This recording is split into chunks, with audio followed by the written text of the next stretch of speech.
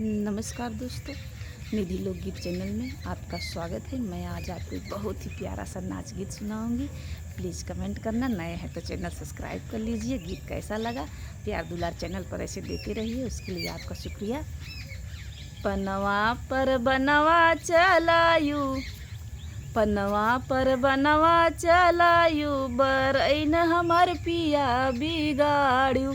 पनवा पर बनवा चलायू, बरईन हमर पिया बिगाड़ू। सोनवा की थाली में जेवन परोसे, सोनवा की थाली में जेवन परोसे। जेवन ऊपर जदुआ चलायू, जेवन ऊपर जदुआ चलायू, बरईन हमर पिया बिगाड़ू। पनवा पर बनवा चलायू, बरईन हमर पिया बिगाड़ू। पनवा पर बनवा चलायू, बरईन हमर पिया बिगाड़ू। सोनवा के लोटा में गंगा जल पानी, पनिया ऊपर जदुआ चलायू, बरईन हमर पिया बिगाड़ू। पनिया ऊपर जदुआ चलायू, बरईन हमर पिया बिगाड़ू। पनवा पर बनवा चलायू, बरईन हमर पिया बिगाड़ू। पनवा पर बनवा चलायू, बरईन हमर पिया बिगाड़ू।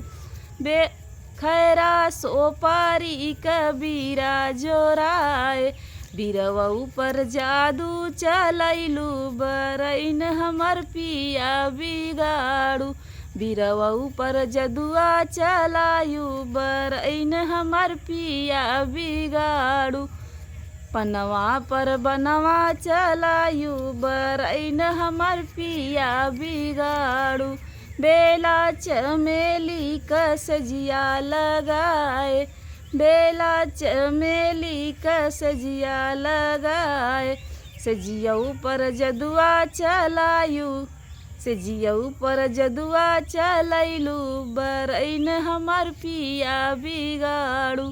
सजिया ऊपर जदुआ चलैलू, बरईन हमर पिया बिगाड़ू। पनवा पर बनवा चलायू, पनवा पर बनवा चलायू, मालिन हमर पिया बिगाड़ू।